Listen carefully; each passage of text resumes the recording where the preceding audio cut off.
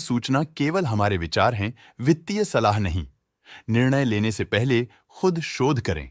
किसी भी लाभ या हानि के लिए हम उत्तरदायी नहीं हैं। आज हम देख रहे हैं यूनो मिंद लिमिटेड के 2025-26 Q1 की standalone financial performance. Starting with the sales, पिछले क्वार्टर से सेल्स में 0.5% का इंक्रीज हुआ है, मगर कंपनी ने पिछले साल के मुकाबले 38% का सेल्स इंक्रीज रिपोर्ट किया। Expenses -1% quarter on quarter decrease हो गए हैं, जो साल भर के 34% के राइज के साथ अलाइन करता है। क्वार्टरली एक्सपेंसेस के कंपैरिजन में सेल्स इंक्रीज होना दिखाता है कंपनी ने अच्छा परफॉर्म किया। ईयरली कंपैरिजन दिखाता है कि कंपनी ने इस साल अपनी परफॉर्मेंस में सुधार किया है। ऑपरेटिंग प्रॉफिट, जो पिछले साल के कंपैरिजन में 78.5% अप हुआ है, quarter on quarter around 15% increase हुआ है। Operating profit margin (OPM) annual basis पे 3% से इंक्रीज हुआ है और पिछले क्वार्टर के कंपैरिजन में 1.5% से इंक्रीज हुआ है। एक्सेप्शनल आइटम्स को ऐड करके अदर इनकम पिछले क्वार्टर के कंपैरिजन में लगभग 4 गुना बढ़ गई, बावजूद इसके ईयरली ग्रोथ लगभग 2.5 गुना हुई है।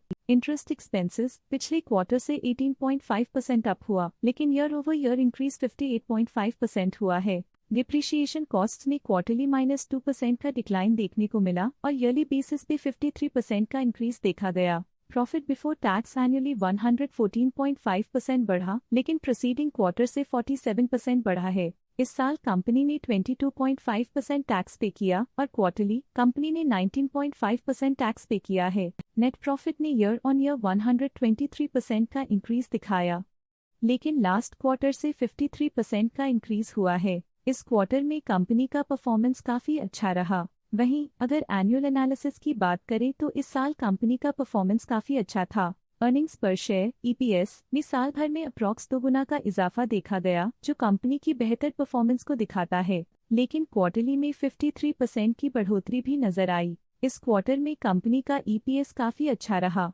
यूनो मिंद लिमिटेड के फाइनेंशियल स्नैपशॉट को रिव्यू करते हुए कुछ मुख्य ट्रेंड्स सामने आए हैं, जो कंपनी की परफॉर्मेंस में रोशनी डालते हैं। जून 2022 से जून 2025 तक यूनो मिंद लिमिटेड की फाइनेंशियल जर्नी में सबसे पहले बात करते हैं सेल्स की। इस साल सेल्स में 33% की वृद्धि हुई है और पिछले 4 सालों में 125% की वृद्धि हुई है, जो एक निरंतर अपवर्ड ट्रेंड को दर्शाता है। पिछले 3 साल से सेल्स लगातार बढ़ती जा रही है, जो मार्केट एक्सपेंशन और कंज्यूमर डिमांड में वृद्धि को दर्शाता है। अब बात करते हैं एक्सपेंसेस की। इस साल एक्सपेंसेस 34% बढ़े हैं और 4 सालों में 124.5% का इजाफा हुआ है। इस साल हालांकि एक्सपेंसेस सेल्स से थोड़ा ज्यादा बढ़े हैं, मगर ग्रोथ रेट्स का करीब होना स्टेडी ऑपरेशनल कॉस्ट को दर्शाता है। ऑपरेटिंग प्रॉफिट का सफर स्टेडली ऊपर चढ़ रहा है, इस साल 22.5% की बढ़ोतरी के साथ और पिछले 4 सालों में 133% का नोटिसेबल राइज हुआ है। पिछले 3 साल से ऑपरेटिंग प्रॉफिट लगातार बढ़ रहा है, जो कॉस्ट मैनेजमेंट और ऑपरेशनल कुशलता को दर्शाता है।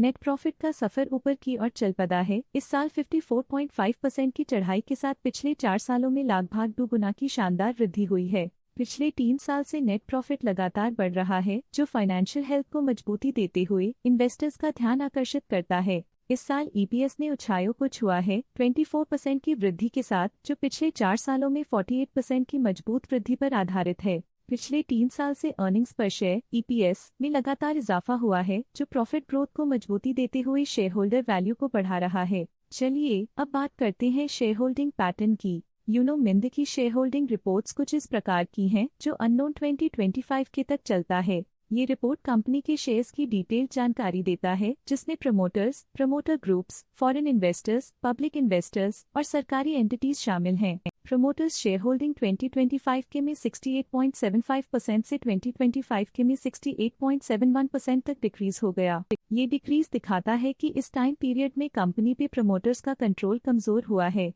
पब्लिक हेल्थ शेयर्स का परसेंटेज 2025 के में 5.96% से 2025 के में 5.85% तक डिक्रीज हो गया। इस डिक्रीज से साफ है कि इस टाइम पीरियड में कंपनी में पब्लिक का हिस्सा डिक्रीज हुआ है। जब कंपनी के शेयर्स का अधिकतम हिस्सा प्रमोटर्स, FII, DII या गवर्नमेंट के पास होता है, तब ये माना जाता है कि कंपनी मजबूत हाथों में है, जो स्थिरता और मजबूत समर्थन को दर्शाता है और इस मार्केट की स्थिरता बनी रहती है। DII डोमेस्टिक इंस्टीट्यूशनल इन्वेस्टर्स ने अपना शेयर होल्डिंग 2025 में 15.2% से 2025 में 15.85% तक इंक्रीज किया। ये बताता है कि डोमेस्टिक इंस्टीट्यूशंस ने कंपनी में अपना इंटरेस्ट 0.65% तक इंक्रीज किया है। फॉरेन इंस्टीट्यूशनल इन्वेस्टर्स की शेयर होल्डिंग में थोड़ा डिक्रीज आया 2025 के से 2025 के में, जो दिखाता है कि फॉरेन इंस्टीट्यूशंस ने अपने स्टेक को क्वार्टर टू क्वार्टर -0.5 से डिक्रीज किया है, जिसे पता चलता है कि उन्होंने अपनी इन्वेस्टमेंट्स को पुल बैक किया है।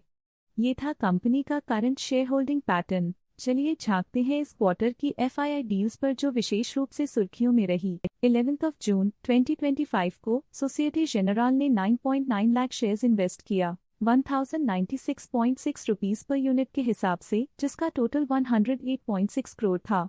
इस क्वार्टर के FII डील्स के विश्लेषण को समाप्त करते हुए हम उम्मीद करते हैं कि आपको ये जानकारियां नई इंसाइट्स प्रदान करती होंगी। आइए नजर डालते हैं कुछ प्रमुख DII ट्रांजैक्शंस पर जो मार्केट के डायनामिक्स को रीशेप कर रही हैं। 11 जून 2025 को मार्शल वेस इन्वेस्टमेंट स्ट्रैटेजीज यूरेका फंड ने 9.9 लाख शेयर्स एग्जिट कर लिए 1096.6 रुपीस पर यूनिट के हिसाब से, जिसका टोटल था 108.6 करोड़। आशा है कि ये DII डील्स के इंसाइट्स आपको स्टॉक मार्केट समझने में मदद करेंगी। अब नजर डालते हैं यूनो मिंद के स्टॉक रिकमेंडेशन पे। इस स्टॉक का करंट प्राइस 1088.8 रुपीस चल रहा है। देवेंद्र चोकसी ने स्टॉक की बाय रिकमेंडेशन दी थी। उन्होंने स्टॉक का टारगेट प्राइस 1162 का अनुमान लगाया था। रिकमेंडेशन के समय स्टॉक का प्राइस 1013.3 चल रहा था, जो करंट प्राइस से 15% अप है। KR चोकसी ने स्टॉक की बाय रिकमेंडेशन दी थी। उन्होंने स्टॉक का टारगेट प्राइस 1208 का अनुमान लगाया था। रिकमेंडेशन के समय स्टॉक का प्राइस 1052.7 चल रहा था, जो करंट प्राइस से 12.5% अप है। EMK ग्लोबल फाइनेंशियल सर्विसेज ने स्टॉक की सेल रिकमेंडेशन दी थी। उन्होंने स्टॉक का टारगेट प्राइस 950 का अनुमान लगाया था। रिकमेंडेशन के समय स्टॉक का प्राइस 960.7 चल रहा था, जो करंट प्राइस से -6.4% डाउन है। असित सी मेहता ने स्टॉक की बाय रिकमेंडेशन दी थी। उन्होंने स्टॉक का टारगेट प्राइस 938 का अनुमान लगाया था। रिकमेंडेशन के समय स्टॉक का प्राइस 756.4 चल रहा था, जो करंट प्राइस से -10.6% डाउन है। आज के लिए फाइनेंशियल सेक्टर में इतना ही। देखने के लिए धन्यवाद। स्टॉक लेटेस्ट न्यूज अपडेट के लिए चैनल को सब्सक्राइब करें और वीडियो को लाइक एंड शेयर करें।